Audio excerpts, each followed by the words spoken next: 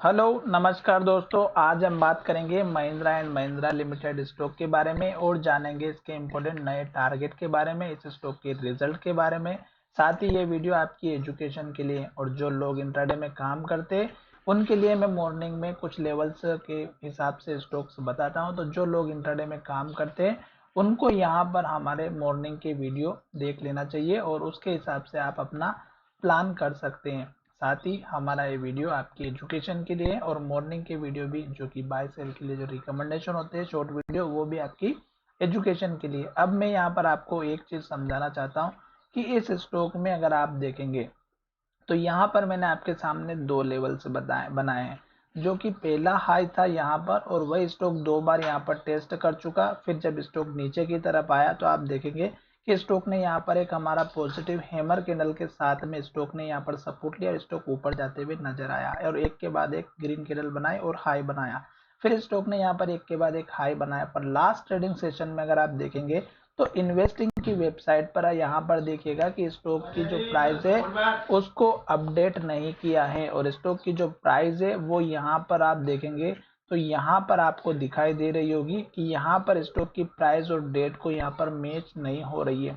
तो ये इन्वेस्टिंग की वेबसाइट का एक सबसे बड़ा जो है थोड़ा सा यहाँ पर मुझे बेकार लगा कि स्टॉक में जो है इसकी एक भी स्टॉक की प्राइस को अपडेट नहीं किया गया है प्राइस के साथ में। तो आप यहाँ पर ट्रेडिंग व्यू का यूज कीजिएगा और ट्रेडिंग व्यू में देखिएगा नीचे आपको डेट के साथ में टाइमिंग दिखाई दे रही होगी।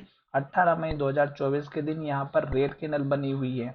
अब आपको यहाँ पर मैं बताने वाला हूँ कि स्टॉक का आपको टारगेट किस तरह से प्लान करना है, किस तरह से आपको अपना प्रॉफिट लेना है। अगर आप देखेंगे तो स्टॉक हमारा अप ट्रेंड को इंडिकेट कर रहा है और स्टॉक ऊपर जाते हुए नजर आ रहा है। तो यहाँ पर देखिएगा स्टॉक ने हमारा जो पुराना वाला हाई लेवल था जो लगभग था 2133 का, इसका ब्रेकआउट किया। फिर स्टॉक ने हमारा एक नया हाई बनाया जो लगभग हमारा 2256 का था। फिर स्टॉक ने इस हाई लेवल को ब्रेकआउट किया और एक के बाद एक ग्रीन कैंडल बनाई और हाई बनाते हुए गया। अब स्टॉक ने यहाँ पर एक लास्ट में रेड कैंडल बनाई है। तो अब स्टॉक ने हाई बनाने के बाद स्टॉक सपोर्ट जरूर लेगा। तो सपोर्ट का लेवल कहाँ पर बनेगा वो मैं समझाने वाला हूँ।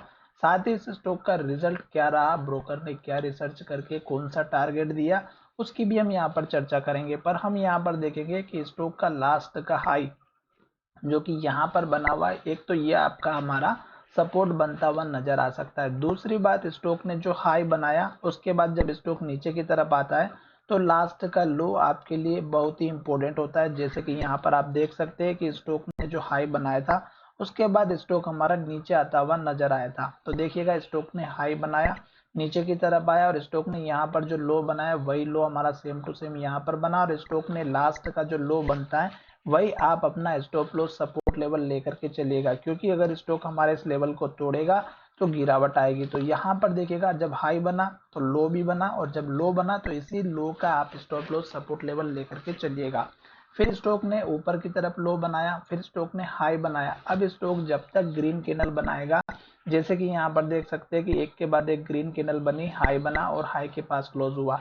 जब स्टॉक इसी तरह से ग्रीन कैंडल बनाता है, हाई बनाता है, तो आपको वेट करना चाहिए। जब हाई बनाना बंद कर दे, पिछली कैंडल के हाई का ब्रेकआउट नहीं करता है, रेड कैंडल बनाना स्टार्ट करता है, पिछली कैंडल के लो के नीचे अगर क्लोजिंग होती है तो आप अपना प्रॉफिट लेने के लिए तैयार रहिएगा। तो इस कैंडल में थोड़ा सा रेड इंडिकेशन है, पर कल का यानी कि पिछली कैंडल का हाई भी ब्रेक नहीं हुआ ना ही लो ब्रेक हुआ, तो आप वेट कर सकते हैं। अब स्टॉक अपना हाई की तरफ जा रहा है तो आपको केवल वेट करने के अलावा कुछ नहीं करना, अपना स्टॉप लॉस ऊपर शिफ्ट करते हुए चलना है। जैसे जैसे स्टॉक ऊपर जाएगा नीचे जरूर आता है, तो जो लास्ट का लो रहेगा वही आपका स्टॉप लॉस रहेगा। अगर स्टॉक रेड कैंडल बनाएगा एक के बाद एक जैसे यहाँ पर बनती हुई नजर आ रही थी, तो आपको नई एंट्री बिल्कुल नहीं लेनी। और अगर आपने एंट्री लेकर के रखी है, स्टॉक ने हाई का ब्रेकआउट किया है, तो आपने जरूर यहाँ पर कहीं ना कहीं एंट्री जरूर ली होगी और स्टॉक में आप जो है एक नए टारगेट की तरफ जाते हुए नजर आएंगे। तो नया टारगेट आपको एक तो किस तरह से बनाना चाहिए टेक्निकल के बेसिस पर, वो मैं यहाँ पर बताने वाला हूँ।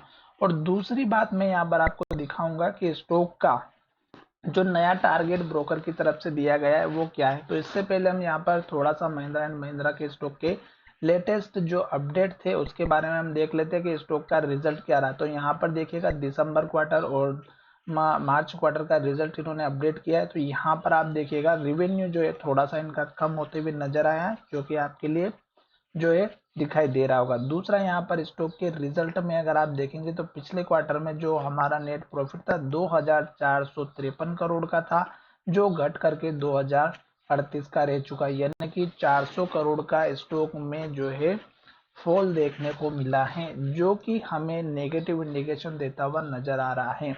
अब हम चलेंगे थोड़ा सा और नीचे की तरफ और यहाँ पर देखेंगे कि इस स्टॉक में जितनी भी ट्रेडिंग हुई है उसमें स्टॉक की डिलीवरी कितनी ली गई। डिलीवरी स्टॉक की 72% की ली गई। टोटल 8,391 शेयर ट्रेड हुए, जिसमें 6,104 शेयर ट्रेड जो है डिलीवरी में लिए गए। तो इन लोगों को लग रहा है 6,000 जो शेयर इन्होंने लिए हैं 72% होल्डिंग वालों को लग रहा है कि स्टॉक अभी और ऊपर जाएगा, पर हमें ये सारी चीजें ध्यान में रखते हुए स्टॉक में ट्रेड करना है। साथ ही यहाँ पर आप अगर चाहें तो एक वॉल्यूम का इंडिकेटर भी आप चाहे तो यूज कर सकते हैं। फिलहाल मैं यहाँ पर आपके सामने लगा के दिखा देता हूँ कि वॉल्यूम का इंडिकेटर हमारे लिए क्या कह रहा है। तो वॉल्यूम आप चाहे तो यहाँ पर लगा सकते हैं और वॉल्यूम अगर आप देखेंगे तो नीचे हमारा वॉल्यूम ऐड हो चुका है। अब यहाँ पर हम थोड़ा सा जूम करते हैं और लास्ट ट्रेडिंग सेशन का वॉल्यूम आप देखिएगा क्या कह रहा है।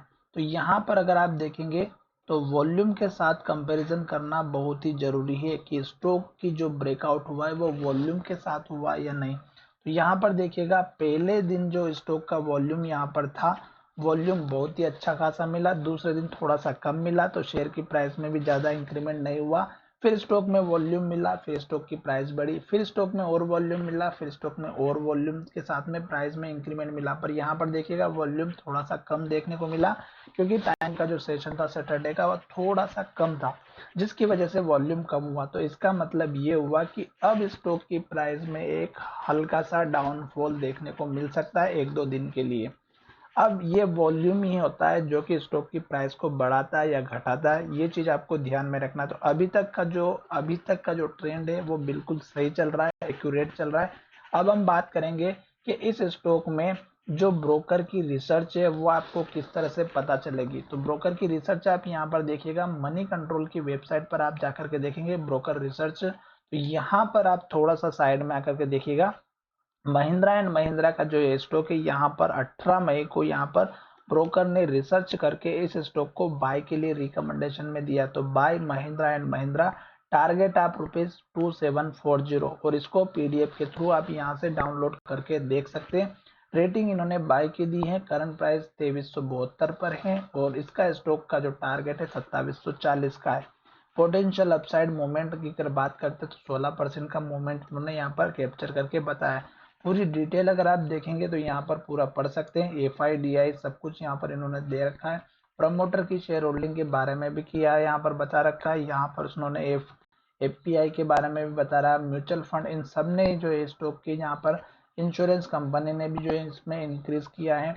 उसके बाद FPI में भी इन्होंने इंक्रीमेंट किया है। तो यहाँ पर ये सारी चीज अगर आप देखेंगे तो आपको पूरी रिपोर्ट मिल जाएगी। साथ ही इन्होंने खुद का रिसर्च किया है और आने वाले समय के बारे में इन्होंने बताया कि सेल्स ग्रोथ इतनी हो सकती है 2023 की, यहाँ पर इतनी है, 24 की इतनी, और यहाँ पर अब आने वाले समय में 2025 के फाइनेंशियल ईयर के क्वार्टर में और 26 के क्वार्टर में इन्होंने खुद से इनकी जो रिसर्च की है 1212 के आसपास सेल्स बिलियंस में, यहाँ पर भी आप देख सकते हैं।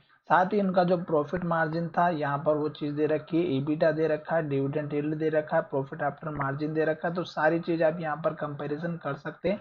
पूरी डिटेल में अगर पढ़ूंगा तो लंबा वीडियो बन जाएगा, इसलिए इन्होंने जो है खुद से रिसर्च की है और क्वार्टर के रिजल्ट को भी इन्होंने यहाँ पर दे रखा है। नेट सेल्स इन्होंने मिलियंस में किए हैं, तो आप देख सकते हैं। तो पूरी डिटेल आपको पढ़ना है तो आप पढ़ सकते हैं, क्योंकि ये वीडियो लंबा हो जाएगा, इसलिए मैं आपको यहाँ पर ये चीज नहीं बताने वाला हूँ। अब इन्होंने ये जो रिसर्च की है, इस कंपनी का नाम आप चाहें तो देख सकते हैं, LKP कंपनी है, जो कि आप यहाँ पर देख सकते हैं सिंस 1948 से चल रही है। ट्रस्ट, इन्वेस्ट एंड ग्रो, यहाँ पर इनका ये सबसे इम्पोर्टेंट पॉइंट है। तो महिंद्रा एंड महिंद्रा के लिए इन्होंने जो है, आप देख ही सकते हैं कि इनका जो है रिजल्ट भी अनाउंसमेंट किया, एक्सपेक्टेशन भी किया है, सारी चीज, सेल्स ग्रोथ कितनी होने वाली है, CAGR कितने होने वाला है, सब कुछ इन्होंने यहाँ पर डिटेल में दे रखा है। आप चाहे तो इसको जाकर के चेकआउट कर सकते हैं। अभी यहाँ पर मैंने जो आपको रिजल्ट के बारे में बात की है वो चाहे तो आप अपने हिसाब से खुद चेकआउट कर सकते हैं। फाइनेंशियल ईयर के जो इनके रिजल्ट है, एनुअल रिजल्ट, वो भी इन्होंने यहाँ पर बता रखा है, बैलेंस शीट भी इन्होंने बता रखी है। आपको पूरा डिटेल अगर पढ़ना है तो इस पर जा करके नंबर को कंपैरिजन कर सकते। तो हम इतना कंपैरिजन ना करते हुए डायरेक्ट कंपनी के टारगेट की तरफ चलते हैं, जो कि 2740 का है। चार्ट के माध्यम से अभी अगर आप देखेंगे तो स्टॉक की प्राइस है 2557 की, 2550 की। अभी स्टॉक सपोर्ट लेकर के फिर जब ऊपर की तरफ जाएगा तब आप अपना इनिशियल मूवमेंट बाय पोजीशन के लिए रखिएगा। एक दो दिन स्टॉक में गिरावट देखने को मिल सकती है, इस बात का थोड़ा सा ध्यान रखिएगा।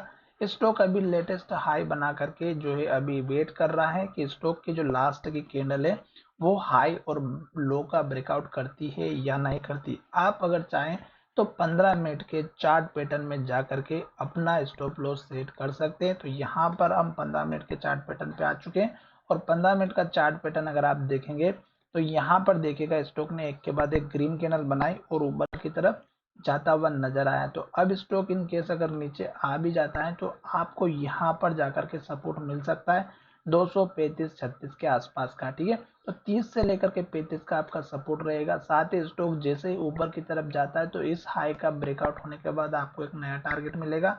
फिलहाल स्टॉक अभी इस रेंज के अंदर फंसा हुआ है। अगर आप देखेंगे तो स्टॉक लगातार इस लेवल पर ही ट्रेड कर रहा था, जो कि बहुत ही छोटी रेंज थी।